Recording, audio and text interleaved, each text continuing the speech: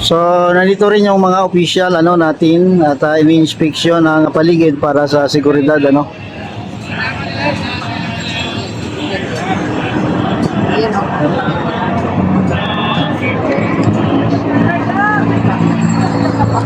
Picture at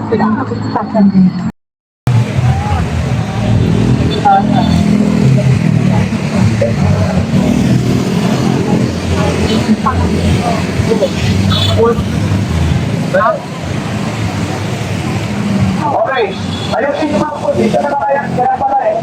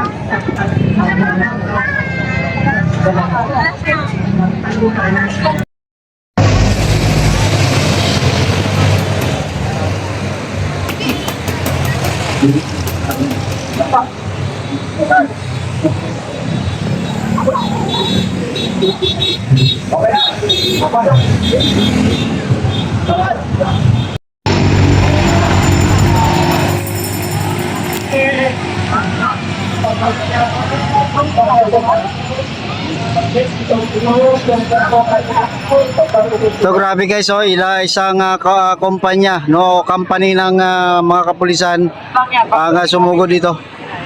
Grabe ang dami Dito kasi sa kabila may mga ralyesta, kasama ang bunyog, ano pa ba, mga pare, nandito ngayon. Ang mga kapulisan ay nag-advance na dito banda sa may ralyesta. At mukhang harap yata sila sa dumadaan ng mga jeep. Yan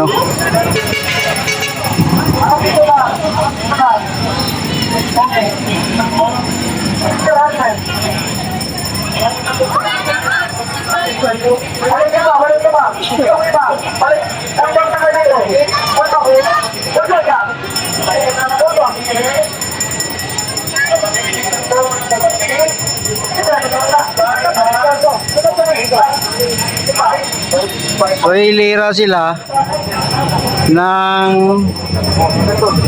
tig-apat o tig-lima.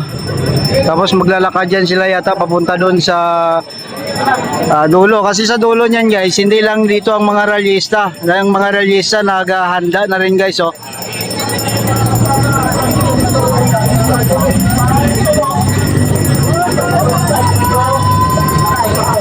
Tapos ang mga pulis nakahanda na rin, Ito na, grabe, uminit na ang tagpo dito sa Commonwealth.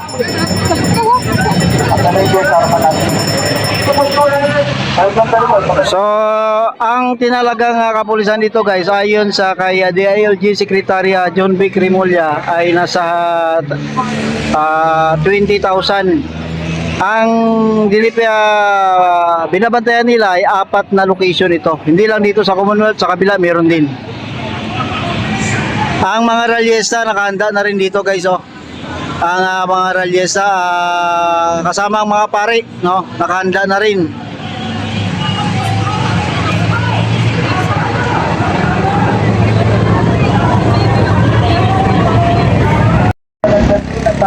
So, yung mga ralyesta dito guys ay nakahanda na na magmarcha papunta doon sa malapit sa Batasan. Ngayon ang isang kumpanya or company ng mga kapulisan ay nakahanda na rin. Sa dulo niyan nandoon ang mga fire truck at iba pang mga kapulisan. 20,000 na kapulisan ang tinalaga dito para magbantay. So nandito no, kasama ang mga pari no at iba pang leaders. So mamarcha na la ito sila. Sige mga kapatid, ating ang pag-ating sa kabay na lahat, ang mga propeta ay sinarating para sa pagkakas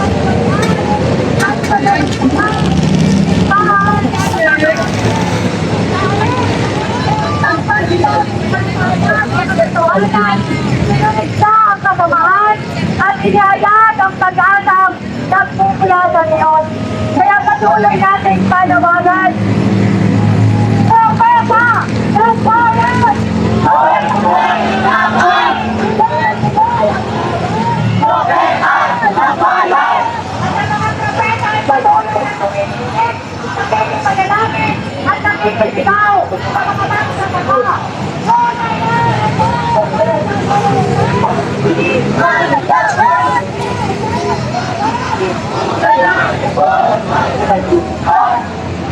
Anong nangyari? Anong nangyari? Bakit? Bumalik ang mga kapulisan guys, oh. Bumalik, ano kaya ang nangyari? No? Bumalik sila sa dulo, no? Kung saan nandun yung kanilang maraming mga kasamahan at saka mga fire truck, no? Bumalik.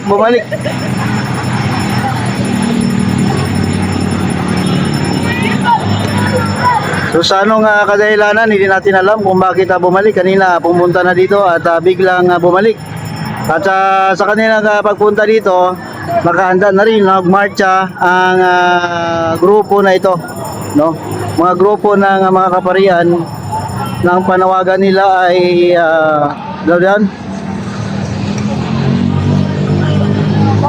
because the poor are plundered and the needy groan, I will arise, save the Lord. Medyo nabulol pa tayo dun sa pagbabasa, pero ito guys, nagre-ready na mag-marcha ito ang grupo na ito, no? Sabayan natin ito sa pag-marcha nila. Pinangunahan ito ng mga kaparian natin. Ang ating kilala lang ay si alam natin yung pare guys, kasi sa league nila meron silang puti, no? May puti sila. So yan ang sign na sila ay mga pressed.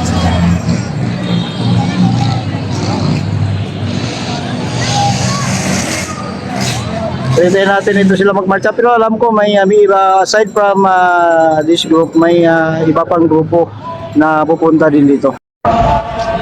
At kumanta sila, no? Kumanta sila ng isang religious song, no, I think.